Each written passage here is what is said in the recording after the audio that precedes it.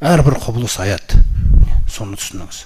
Бойға кеп қалған бір ауру кеп қалса да бір ауырып қалсаңыз қатты, мысалы, бір жеріңізді ауыртып алсаңыз да, сіз біліңіз, Алла Тағаланың белгісі сіздің бойыңызда жұмыс істеп отыр. Бірақ сіз мұсылман болып, сәждеңіз болған айтасыз, Раббым, осы аурудың жақсылығын сұраймын мен сенен. Дүнием үшін де, ақыретім үшін де қайырлық шосын мені. Осыны жеткілікті қылып тасташы маған, жәннат үшін. Сонда қиналмайсыз ол нәрсе. Өйткені ол келді, оны кетіре алмайсың.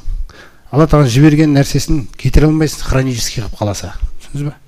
Созылмалы қылып қаласаң, кетіре алмайсың. Оған тек көну керек. Көнбесең өзің одан сайын ауырасың. Оған көніп, Раббым осы үшін жәннатты берші деген сауда жасап алу үшін келген ол нәрсе. Өйткені қиямет күні Алла Тағаланың алдында тұратын кездегі осы жерде отырған әркіміміздің күйін Алла жақсы біледі ғой. Біледі ғой әркімнің қандай күйде болатынын. Сол күйін шешіп жатыр да осы дүниеде мұсылманға. Пайғамбарымыз саллаллаху алейхи айтқандай осы желді мысалға келтіреді. Мұсылман адам бір егіннің алқабына ұқсайды дейді. Егін алқап, егін өсіп тұрған. Бидай, жүгері дейік.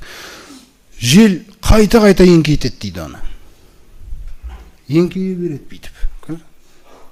Жел келеді да еңкейте береді. Мұсылман адам, мүмин адам осы желмен еңкейе беретін қайта-қайта алқапқа ұқсайды дейді. Жел еңкейтеді, жел кеткен қайтадан.